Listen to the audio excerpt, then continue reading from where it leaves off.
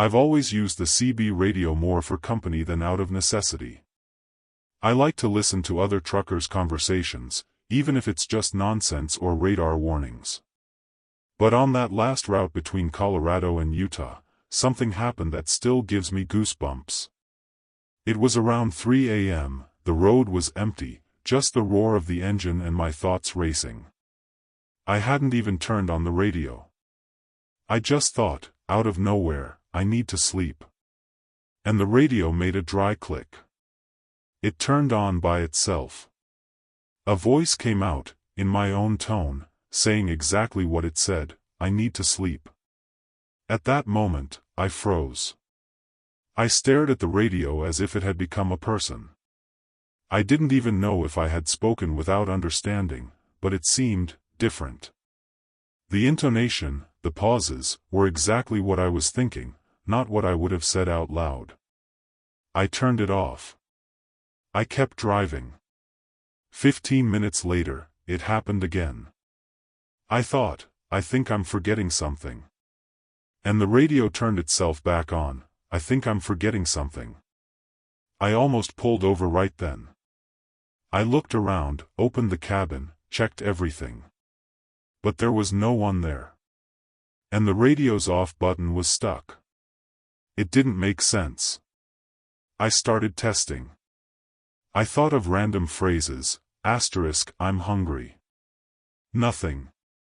It could rain now. Silence. But when I thought of something more intimate, more direct, I'm scared, the radio responded. With my voice. I'm scared. And after a sharper crack, another voice came in. Low. Gravely. Like an echo coming from inside the device, don't be afraid. I'm here. The radio turned off by itself soon after. But I was left there, in the middle of the road, with the feeling that someone had just entered the cabin without opening the door. The following nights, I tried to ignore it. I wore headphones and played music on my phone. But it was no use.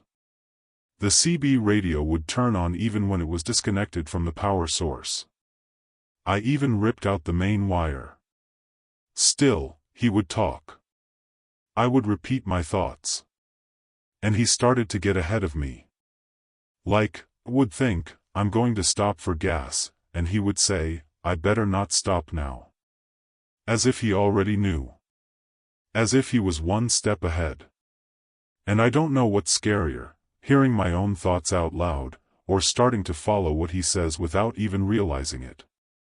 There was a night when I was really at my limit.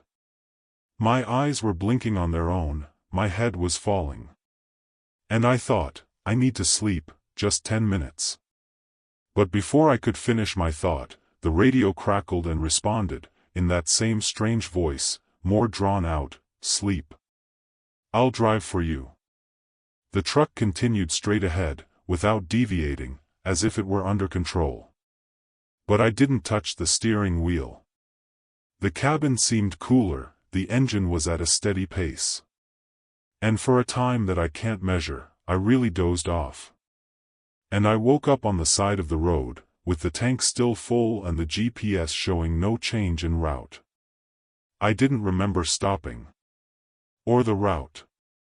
Or the time that had passed. And the strangest thing, the CB was off, but water was dripping. As if someone had opened it and washed the inside. I hurriedly got back on the road, trying to rationalize. But then I started to feel something strange, my thoughts were getting quieter. As if they weren't just mine anymore. I thought about calling someone, and before I could pick up my cell phone, the radio crackled again, don't tell anyone. They won't understand. That wasn't a repeat. It was a response. I stopped at a 24-hour rest stop to try to calm down. I left the truck off, went to the convenience store and stayed there for almost half an hour. When I came back, the CB was on. Playing a constant sound. A breathing. As if someone was on the other end of the radio just waiting. I put my ear to it and I swear to God, I heard my own thoughts being spoken before I formed them. Sentences that I hadn't even had time to think. As if someone was inside my head, or in front of it. As if it were me, but faster. The next night, I threw the CB out the window onto an old bridge. I watched it fall and disappear into the woods. And I felt free. But it didn't last. Because the sound came back, right through the truck's sound system. Even though it was turned off. And this time, the voice said something different. It wasn't about sleep or fear. It said, "The cab is ours now." And it laughed. In my way. In my tone. And when I looked in the mirror, I saw myself, but with my mouth closed. The sound continued, but I wasn't talking. Or thinking. It was as if someone had already been thinking about me before. After that, I tried to change trucks. I sold the old one and rented a brand new model, without a CB radio. First trip, everything was fine. But on the third night, parked at a gas station in Arizona, the dashboard made a small clicking noise. Out of nowhere. The multimedia system turned on by itself. And a blue screen appeared, with white text. Thinking about it again? I immediately turned off the engine. I got out of the truck, shaking and sweating. And there, outside, I had a bizarre feeling. It was as if my thoughts were being watched all the time. As if they were no longer just mine. I got back in the truck, put it in gear, and drove away, but with that feeling that there was someone there with me. Not someone sitting down, but someone sharing my mind. I began to lose track of what was my own thought and what was an induced impulse. I stopped thinking in complete sentences, and began to try to just feel, to shut myself up inside. But even then, the radio always found a way to answer me. Sometimes with a noise. Sometimes with words hidden in songs. And once, I heard it clearly, "You gave in. Now we are one." I don't know to what extent I'm the one who chooses the routes anymore. Sometimes I wake up with the truck already moving, in a place I don't remember entering.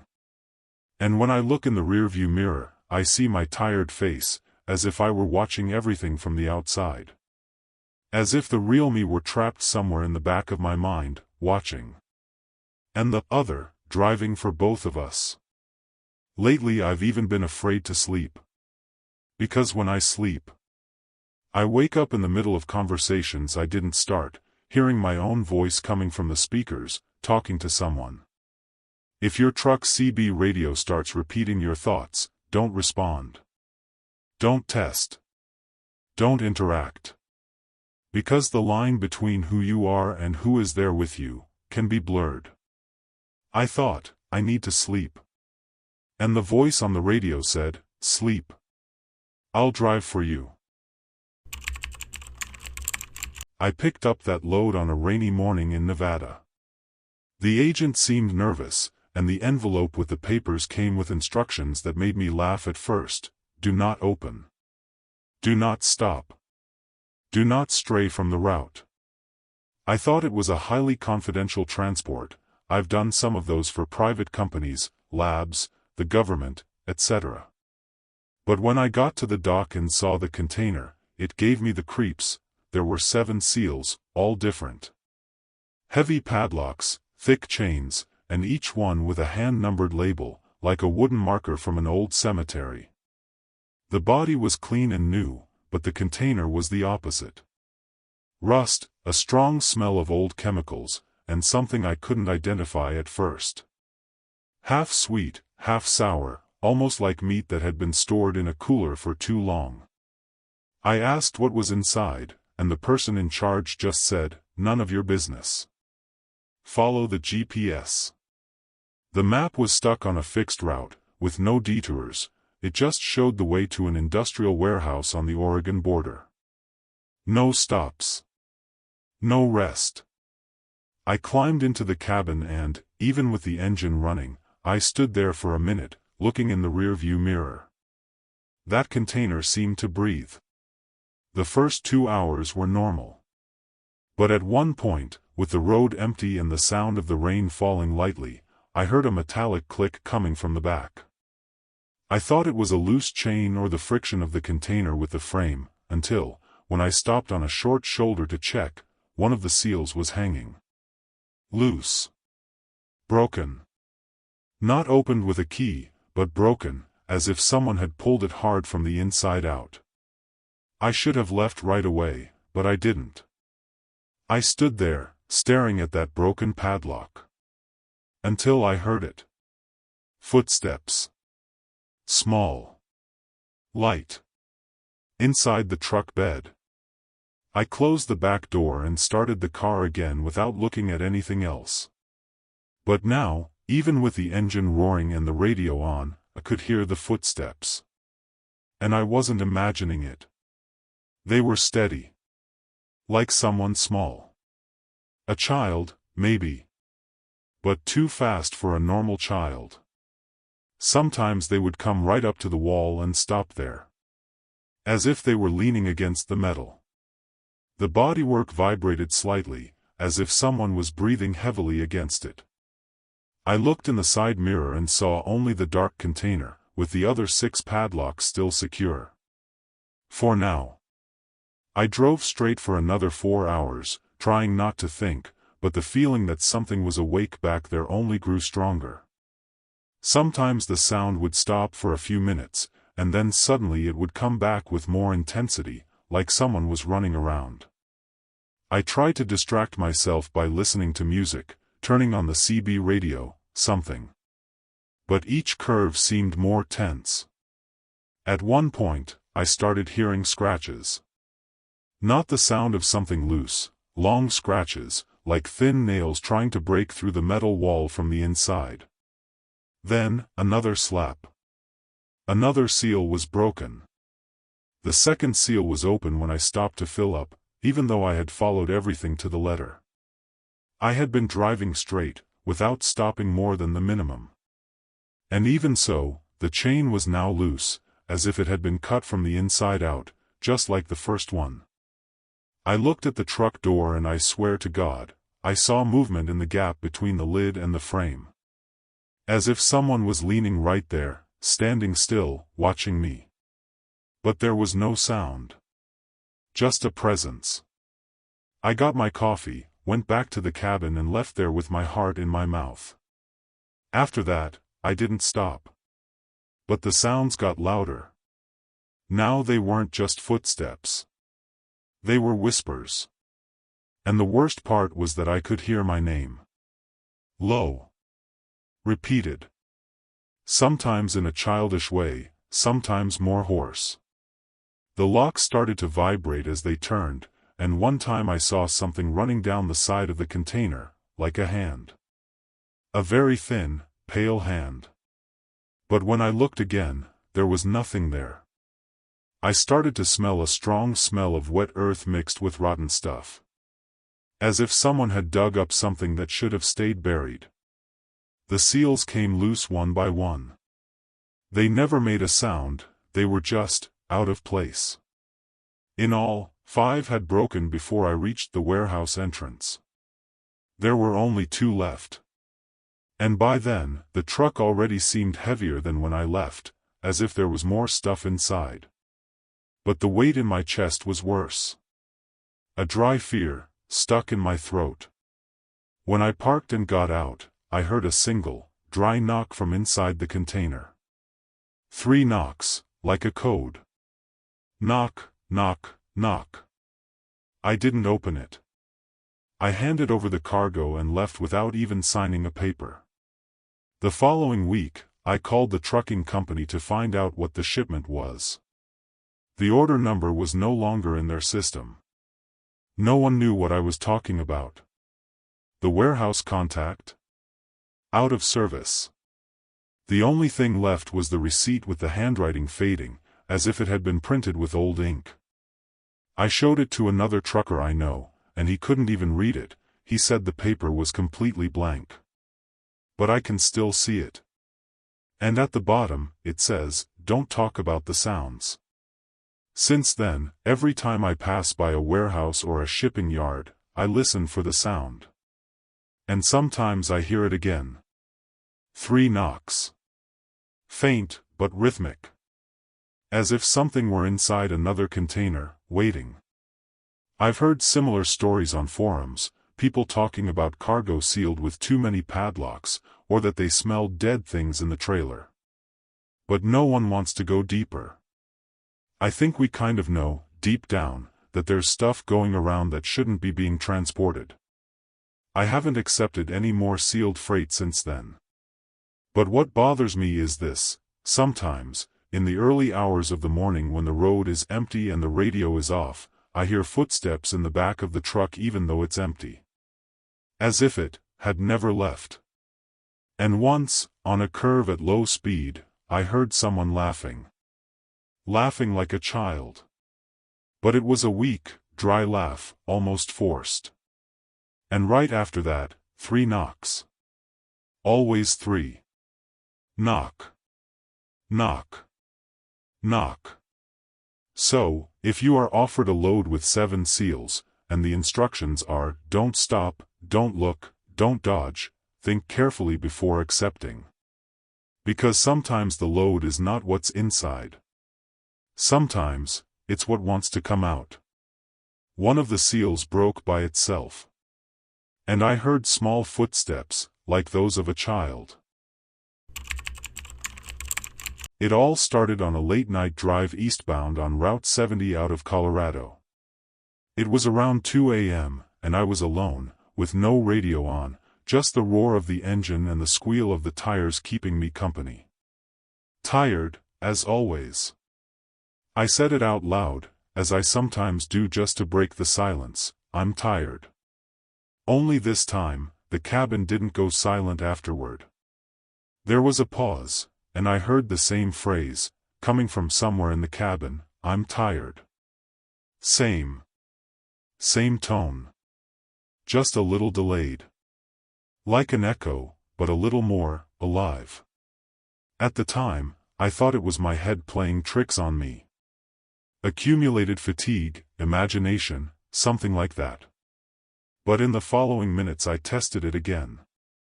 He said, I need to find a gas station. And the echo came again. Same sentence. Only this time, the echo's voice added a short laugh at the end. It gave me goosebumps all over. It wasn't just repetition. It had emotion. It had intention. I turned on the radio, tried to drown out the sound with something else. But every now and then, every time I said something loud, the echo would come back. And sometimes it would respond with variations of what I had said. I even thought there was someone hiding in the truck. I stopped, opened the cabin, and turned everything upside down. I even looked in the cargo compartments. Nothing. I tried to record, but the echo only appeared live, it never appeared in the audio. The sound came from inside the cabin, but without a source. It was as if I was echoing from within my own voice. And once, when I said, I'm going to pull over for a bit, the echo responded before I could even finish the sentence, no. Keep going. It won't be long. No one had told me that. And I hadn't thought about it yet. It was as if it already knew. I became increasingly tense. I started to avoid talking, even to myself. But sometimes I would slip out. Like a damn it in traffic or an I can't believe it on a wrong turn. And the echo would come back. But with a more irritated tone. More harsh. As if it were losing its patience with me. One of those times, I said, this isn't normal. And the echo said back, you're the abnormal one here. I almost lost control of the steering wheel at that moment. The steering wheel slipped a little from my hand. The air became heavy, and for a moment, I felt as if the cabin had shrunk a few inches around me. As if something was closer than it should be. After that, I started driving in complete silence. I even turned off my cell phone and covered my mouth with my hand every time something came to my mind. But the echo didn't need me to talk anymore. It started reacting to what I was thinking. Like, if I thought, I need to rest, it would say out loud, rest is weakness. The same voice, only harder, more loaded. And the worst part, it was getting clearer. It wasn't just my voice repeating itself. It had an accent that wasn't quite mine, a colder intonation.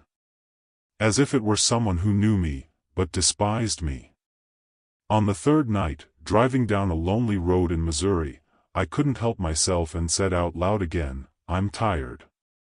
And the echo responded in a way I'll never forget, tiredness kills. Let's speed up. But it was in the plural. It wasn't, go, it was, let's go. As if he and I were one now. As if we were sharing the steering. The pedal became more sensitive. The engine responded faster. And the cabin became hot, stuffy, as if someone was breathing behind me, but there was no back seat. It was a single cabin. Just me. I stopped the truck and got out in the middle of the road. I stood there breathing, trying to understand what was happening. It was completely silent. No wind, no crickets, nothing. But inside the cabin, the sound continued. The echo whispered. As if it wanted to talk to someone other than me. I stood there for almost 10 minutes. And when I tried to get back into the driver's seat, I heard from inside, "You're not the only one who lives here." I got back into the truck anyway, because I had to finish the delivery. But that sentence has stuck in my head to this day. After that, he started showing up even when I was in other cabins. I rented another truck, more modern, full of soundproofing. And even so, on the first lonely curve at night, I heard it again, "You can try to run away. But only I know the way." And the echo became something more than a sound, it became a presence. Sometimes I hear my own laughter coming from the speakers. Other times, a voice with my tone trying to convince, "Trust me. Only I understand you." The weirdest thing? Part of me believes it. Part of me wants to see how far this will go. One night I was so shaken that I stopped at a truck stop and asked to sleep in the cab of a guy I knew. I explained that my truck had an electrical problem. He agreed. I didn't mention the echo, of course. But even there, with the engine of another vehicle, the radio off, people all around, the voice came again. This time not as an answer, but as a warning, "You belong on the road now." The voice didn't sound like me anymore. It was deeper, more drawn out. And in the background, I could hear several versions of the same laugh. I returned to my truck the next day, defeated. There was no point in running away anymore, because the sound came with me. It didn't matter the vehicle, the place, the time. The echo now even appeared in my dreams. Once, I dreamed that I was saying something, and the echo would respond before I even finished the sentence. As if it knew what I was going to say before I thought it. And when I woke up, the radio in the cabin said, "See? I am more you than you are yourself." That destroyed me inside. I began to doubt whether I was still the one making the decisions there. Today, I hardly speak anymore. I just drive. The echo speaks for me. Sometimes even before I do. It has happened that he has spoken to gas station attendants or people on the road using my voice, my tone, my language. They don't even notice. But I notice. And I remain silent, stuck in the back of my head, listening to everything happen as a spectator. When I try to react, the echo says, "Don't resist. You get tired." I don't. And it's true. He never seems tired. He never hesitates. He never needs a break. So if one day, while you're driving, you hear your own voice repeated seconds later, don't play with it. Don't test it. Don't respond. Because it might not just be a sound problem. It might be something that's here to stay. I said, I'm tired. And the echo replied, tiredness kills. Let's speed up. I started noticing him about 3 weeks ago. Always in the late afternoon, around the same time, like 5:30 or 6 p.m. A dark motorcycle, headlights on, helmet mirrored. Always on my left, in the lane next to me. He didn't pass, he didn't slow down. He just kept going. I thought it was a coincidence. Lots of people take the same stretch of interstate at this time. But the strange thing is that he never moved away. Even when I accelerated. Even when I slowed down. It was like he was stuck on the side of me. At first, I thought it was just someone bored doing it on purpose. But I started testing it. I would slow down abruptly, and so would he. I would speed up, he would follow me again. Sometimes I would look in the rearview mirror and not see anyone behind me. But when I turned my face to the side window, there he was. Black motorcycle, helmet closed, shoulders straight, standing like a shadow without rushing. And the weirdest thing, he never looked at me. Always facing forward, without moving an inch. One day, I took a narrower parallel road, with few lanes and almost no shoulder, just to get out of the routine. And right there, in the middle of nowhere, he appeared. Out of nowhere. 1 second he wasn't there, the next, he appeared right next to me. And then I started to feel that shiver that comes without wind, without cold, without explanation. As if someone was invading my space. But there was no engine sound. No motorcycle roar. Nothing. He just existed. Right next to me. Perfect. Frozen in time, as if the world around me was moving and he wasn't. I decided to try something more radical. I took a detour, a country road full of curves. I entered quickly, on purpose, without using my turn signal, in a quick maneuver. I made a very tight turn to see if he would disappear. And for a few seconds, I saw nothing on the side. I breathed a sigh of relief. But when I made the next turn, he was there. Stopped. In the middle of the previous turn. Staring at me. The helmet still covered everything, but I saw it. I swear I saw it. He was laughing. His head tilted slightly to the side, as if he recognized something that no one else could see. I got back to the main road completely disturbed. I kept looking at my rearview mirror, the side window, and the shoulder. I started to avoid driving late in the afternoon, and I would leave early or delay leaving until after 7.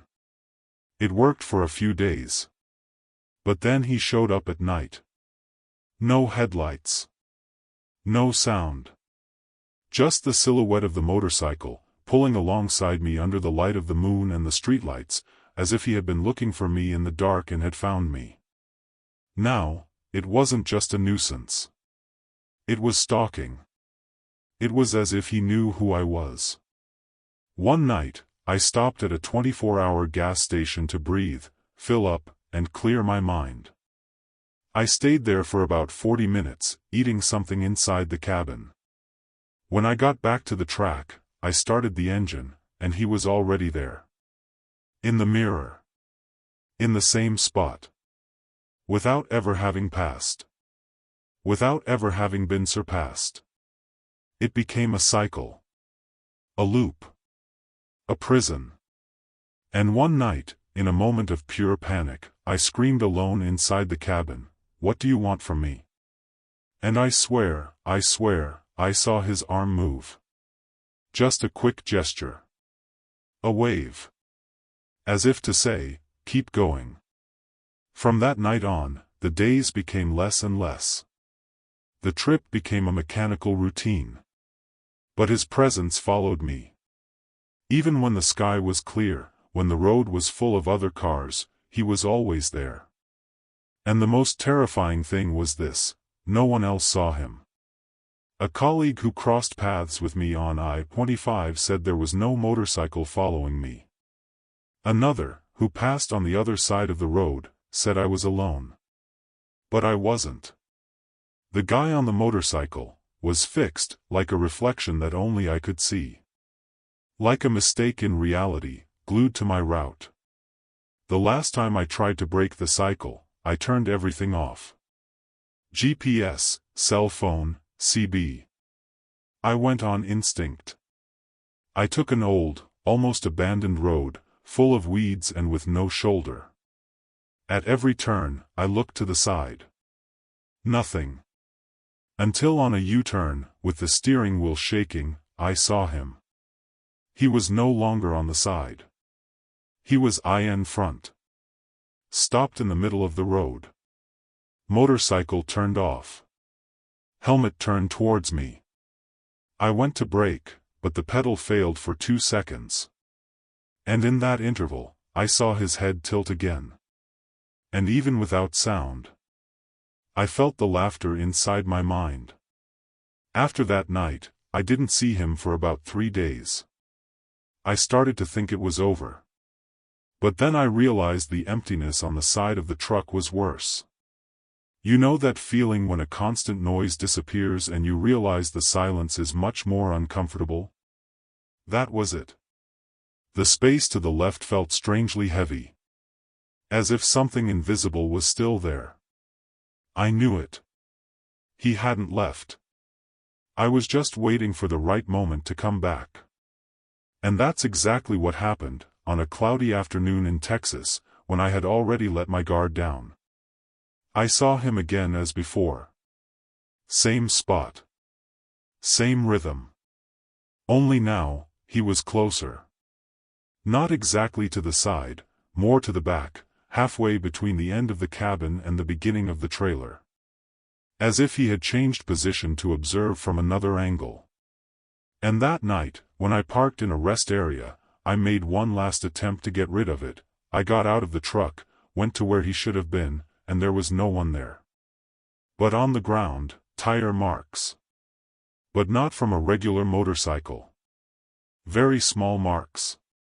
As if they were from something imitating it. The truth is that I've given up trying to understand what he is. A person, a spirit, a projection, whatever. But he always appears when the sun starts to set. It doesn't matter the state, the road, the truck. The only constant is me, and him. I've tried changing routes, driving at different times, even stopping work for a few days. He always comes back. And always, at the same spot. By my side, looking ahead. He never speaks. He never stops. He never overtakes. But he never leaves either. And sometimes, I think he doesn't chase me. He chose me. So, if you ever notice a dark motorcycle following you for too long, don't try to provoke it. Don't make a sharp turn just to test it. Because when it decides to stare at you, you'll realize that it already knew this was going to happen. I made a sharp turn just to see if he would disappear. There he was, standing on the curve. Laughing. It was an ordinary early morning, on some forgotten part of I-90, when I tuned into a frequency I had never heard before. The station was between two I always listened to, classical music and a CB channel with conversations between other truckers. But right in the middle, for a few seconds, a voice came in. A sermon, like an evangelical preaching, only more dense. It didn't talk about salvation or love. It talked about the end. The end of the road. The words were firm, slow, as if the guy knew exactly what to say to keep you listening. So far, so good. But by the second sermon, I recognized the voice.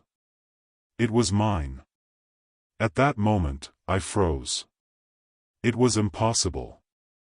I had never recorded anything, never spoken on the radio, never done a podcast.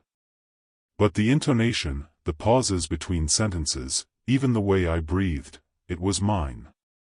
I heard myself saying things I had never thought of in my life. "You're past the point of no return." The phrase stayed in my head for the rest of the night. I began to doubt if it wasn't someone imitating me, some kind of prank, I don't know. But who would do that to a random truck driver in the middle of the country? The frequency didn't even have a clear number, it was like 104.6 and a half. I had to turn the knob precisely to tune in. I became obsessed. In the following days, I tried to find the station again. But it only appeared in isolated places, always after 2 a.m. Never before. Never in an urban area. And every time I did, the content was different, but with the same structure: sermons. Short speeches. Slow speech. Hand-picked words. But every time, the voice was mine. Talking about things I never said, but thought. Fears, regrets, things that only I knew. Once, I heard, "You still blame yourself for that curve in 2016, don't you?" And I froze. Because no one knew that. Little by little, the radio started to interfere on its own. Even when it was turned off, the device would crackle and turn on at the same time, as if it were being pulled by something external. I tried to turn off the radio's electrical system, but even without power, it would turn on. And always with my voice, preaching about the road, about decisions that have no return. Every exit you ignored, brought you here. It wasn't a threat, but it had a weight. As if the guy, or whatever, was preparing me for something. And I didn't know if I wanted to know what it was. One night I decided to record it.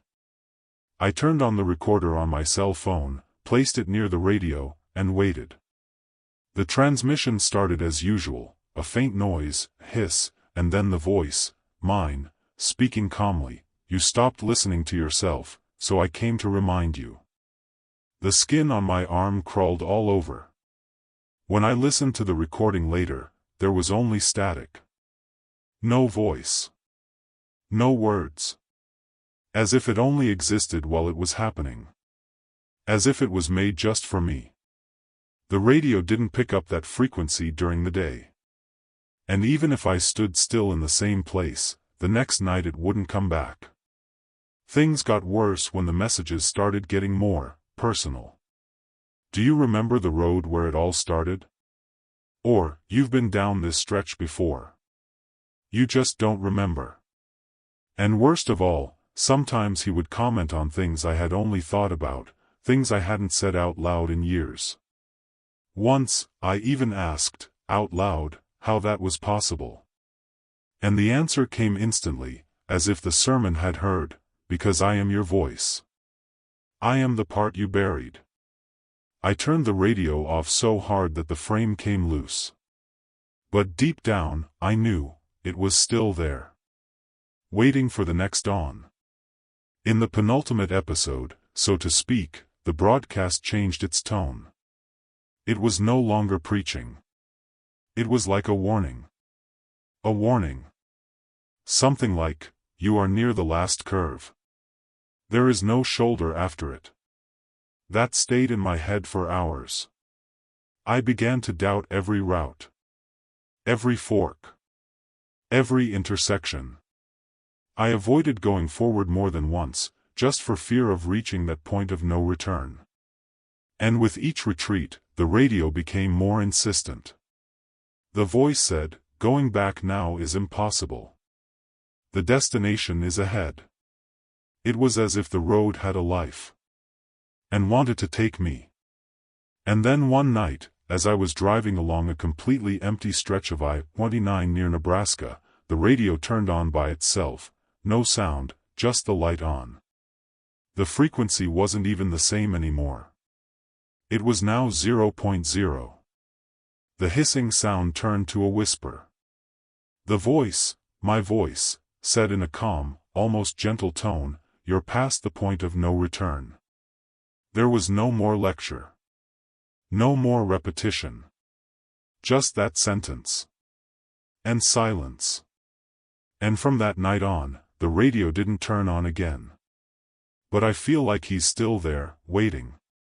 Waiting for me to get to the last corner. Since then, I've avoided driving after 2 a.m. It's not because I'm tired. It's because I'm afraid. Afraid of hearing my own voice coming from a device that should be turned off. Afraid of acknowledging truths I've buried. Because that's what that station does, it pulls out the things you try to hide, even from yourself. I've thought about ripping the radio out, destroying the wires, changing trucks. But deep down I know it wouldn't do any good. The frequency doesn't come from the radio. It comes from the road. One morning I parked early just to avoid the voice time. I slept inside the cabin, with the engine off. I woke up at 2:03 a.m. with the radio on and the phrase playing, "You stopped, but she didn't. The road goes on." The sound was low, almost whispered. But clear. And even without any station marked on the display. When I turned it off and looked in the side mirror, I swear on everything I saw my own reflection, move its mouth before I did. As if the voice was coming from him, and not from me. I haven't listened to the station since that night. But sometimes, when I pass certain isolated stretches, I feel this pressure in my chest. As if someone is waiting for me to tune in again. As if the last message hasn't been delivered yet. And what scares me most is the feeling that it was never about the radio. It was never about faith, or destiny. It was always about me. About what comes around the next bend. So if you ever hear a late-night sermon, and the voice sounds all too familiar, don't listen any further. And never repeat what it says. Because you may be hearing something you shouldn't remember. It was my voice. And it said, "You are past the point of no return."